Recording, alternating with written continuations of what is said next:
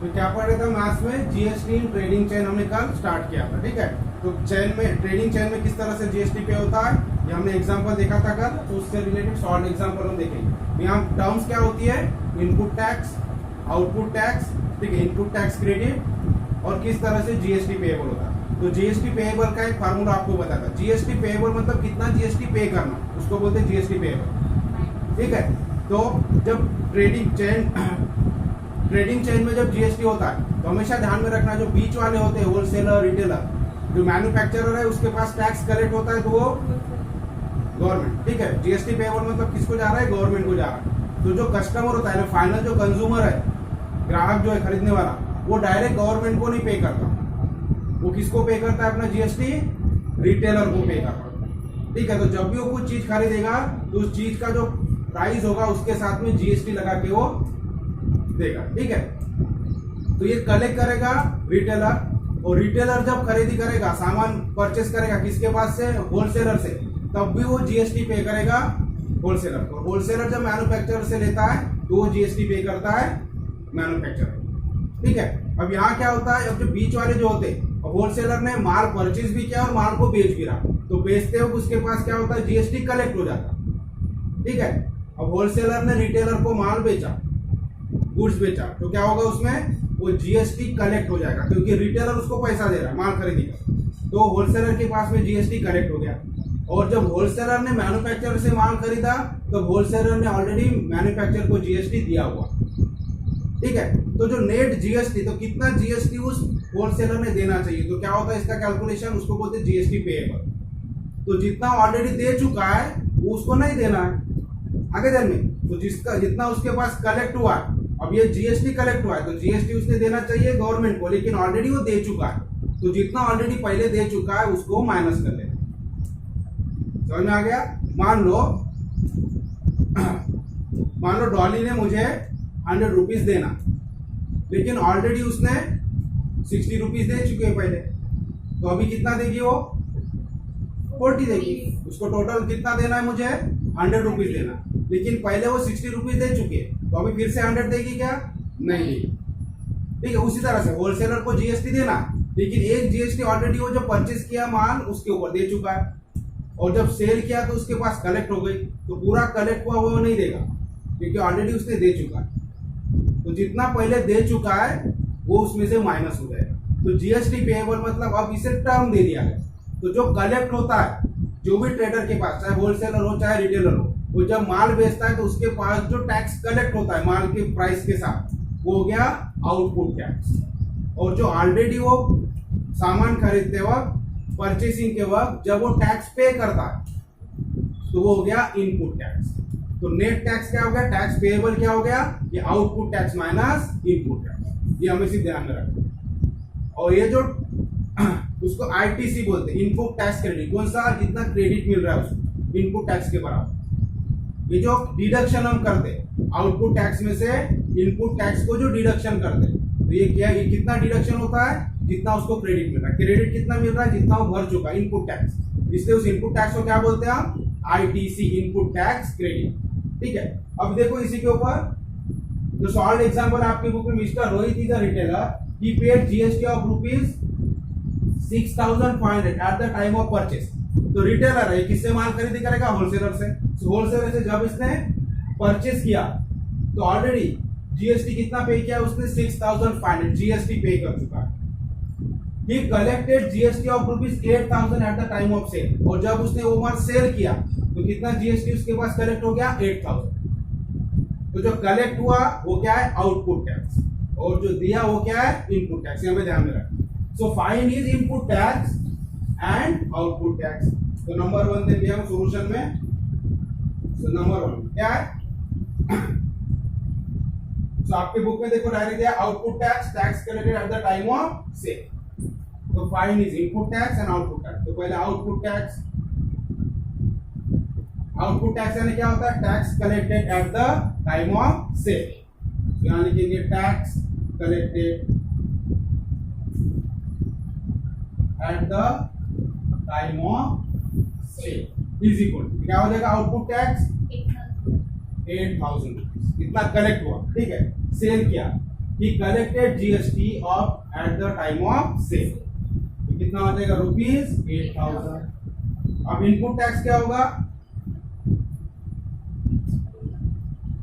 ठीक है, tax paid eight the time of purchase. यहाँ क्या लिखेंगे हम, टैक्स पेड, पेड यानी दिया, कलेक्ट यानी मिला, कलेक्ट किया, तो tax paid at the time of purchase eight the time of purchase is equal ₹6,500। हो गया पहले क्वेश्चन का आंसर। इनपुट टैक्स और आउटपुट टैक्स ही पूछा, ठीक है, तो इनपुट टैक्स हो गया ये और आउटपुट टैक्स हो गया ये। अब सेकंड क्वेश्चन है what is his input tax credit. अब इनपुट टैक्स क्रेडिट कितना होता है, कितना क्रेडिट मिलेगा, जितना वो दे चुका है, मतलब इनपुट टैक्स से इनपुट टैक्स क्रेडिट होता है, उतना क्रेडिट उसको मिल जाता है। सो सेकंड क्वेश्चन का answer, input tax credit is equal to ₹6,500। हो गया सेकंड का आंसर, ठीक है। उसके बाद में find his payable GST. Payable GST निकालना है, तो पेएबल जीएसटी का फॉर्मूला क्या है, आउटपुट टैक्स माइनस आईटीसी, ठीक है, इसको शॉर्ट में आप आईटीसी बोल सकते हैं। Input tax credit is equal to ₹6,500। हमेशा ध्यान में रखो, इनपुट टैक्स क्रेडिट यानी ही इनकम इनपुट टैक्स, उतना जितना इनपुट टैक्स है उतना उसको क्रेडिट मिल रहा है, तो सेम वैल्यू सेम होती है, सिर्फ उसको हम लिखते हो इनपुट टैक्स क्रेडिट लिखते हो। थर्ड, तो GST payable is equal to, formula क्या हमारा, आउटपुट टैक्स माइनस आईटीसी। तो आउटपुट टैक्स कितना है 8,000 माइनस आईटीसी कितना है 6,500, तो कितना हो जाएगा 8,000 में से 6,500 गए तो 1,500, सो ₹1,500। 1,500 जीएसटी पेएबल है, ठीक है। तो रिटेलर कितना जीएसटी देगा 1,500, ठीक है। अब hence find the payable CGST and payable SGST। अब CGST SGST क्या होता है, GST के हाफ। तो fourth question, therefore payable CGST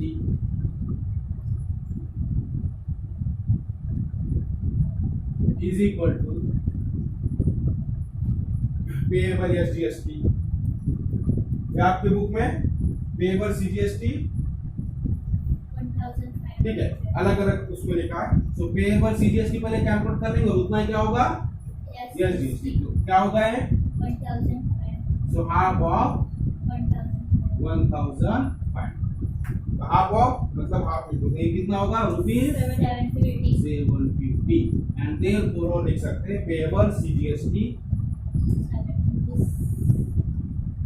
ये सीजीएसटी निकाला तो अभी SGST is equal to ₹750।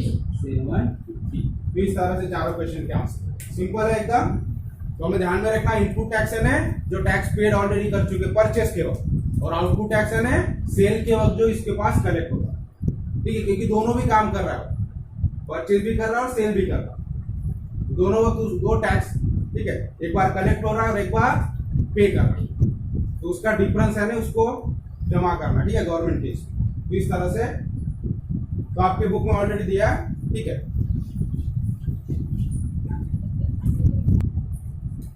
Now second example, Messrs Jay Chemicals purchased a liquid soap having taxable value of 8,000, ठीक है।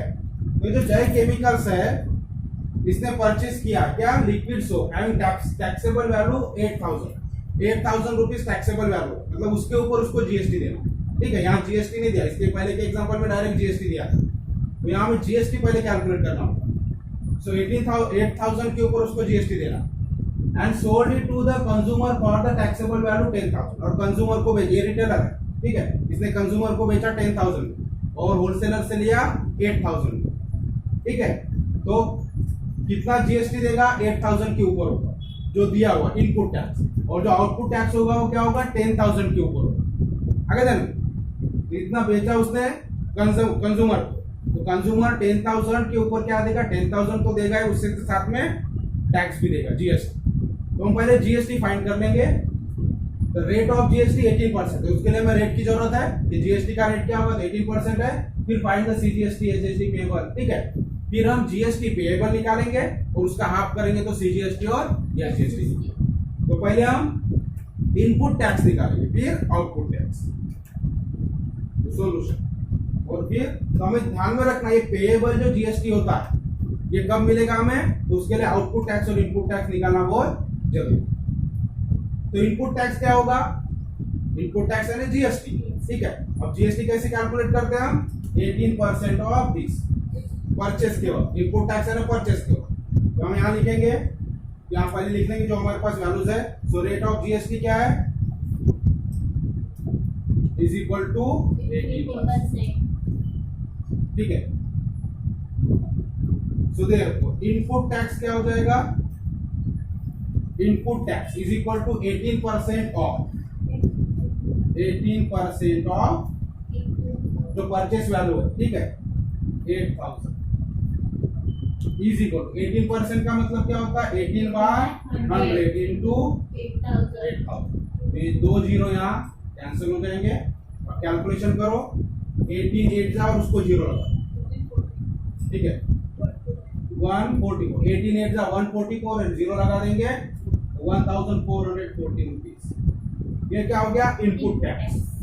अब जितना इनपुट टैक्स होता है उतना ही क्या होता है, आईटीसी। तो हमारा formula tax payable, GST payable यानी क्या होता है, output tax minus input tax. तो देयरफॉर यहाँ इनपुट टैक्स क्रेडिट भी निकालें। सो देयरफॉर आईटीसी, ठीक है, इज इक्वल टू ₹1400, ठीक है। अब हमें आउटपुट टैक्स निकालना है। तो आउटपुट टैक्स क्या हो जाएगा, is equal to 18% of 10,000। Rate क्या है, जीएसटी का रेट, ठीक है। टैक्स यानी जीएसटी कैलकुलेट करें, ध्यान में रखो। ये आउटपुट टैक्स यानी क्या है, जीएसटी कलेक्ट हुआ। तो कब कलेक्ट होगा है, जब 10,000 में उसने चीज बेचा, तो 10,000 के ऊपर कलेक्ट होगा, इसलिए हम 10,000। और यहाँ इनपुट टैक्स है ना, जब इसने 8,000 में चीज खरीदा तो उसके साथ टैक्स ऑलरेडी पे किया, तो 8,000 के ऊपर कितना जीएसटी हुआ, ये कितना होगा। तो आउटपुट टैक्स कैलकुलेट करो, 18 डिवाइडेड बाय 100 इंटू 10,000, ठीक है। अब 18 इंटू 100 1800, तो ये हो जाएगा ₹1800, ठीक है। तो आउटपुट टैक्स हमारे पास है और आईटीसी भी है। तो जीएसटी पेएबल हम पहले फाइंड कर लेंगे। So therefore GST payable is equal क्या होगा, आउटपुट टैक्स माइनस आईटीसी। तो आउटपुट टैक्स कितना है, 1800 माइनस आईटीसी कितना है, 1400। कितना होगा कैलकुलेशन, 300, ठीक है, 360 रुपीज इतना टैक्स, इसको जीएसटी भरना। लेकिन हमें क्वेश्चन क्या पूछा है, सीजीएसटी और एसजीएसटी पूछा। So therefore CGST payable is equal to क्या होगा, half of 360 is equal to 360 divided by 2 करेंगे तो क्या होगा, 100। तो सीजीएसटी पेएबल 180 होगा, तो एसजीएसटी भी क्या होगा, therefore SGST payable is equal to ₹180 हो गया। इस तरह से समझ में आ गया। तो क्या करना है हमें, जब भी आपको ट्रेडिंग में होता है इस तरह से, जब माल कोई, ठीक है, परचेस के वक्त भी आपको दिया होता है, सेल के वक्त भी आपको वैल्यू दी होती है, और आपको पूछा जाता है कि पेएबल जीएसटी कितना, अगर जीएसटी पेएबल निकालना होता तो ये यहाँ तक ही होता मार्क्स, ठीक है। फाइंड द जीएसटी पेएबल, तो इतना जीएसटी इसको पे करना। अगर आपको क्वेश्चन सीजीएसटी एसजीएसटी पूछा है तो इसको और आगे सॉल्व कर देंगे। तो सीजीएसटी एसजीएसटी क्या होता है, सिंपल जीएसटी का हाफ कर लेना, आधा हो गया। तो इनपुट टैक्स से इनपुट टैक्स क्रेडिट होता है, ठीक है, वैल्यू, और आउटपुट टैक्स हमें कैलकुलेट करना, और output tax minus input tax credit करेंगे तो जीएसटी पेएबल होगा।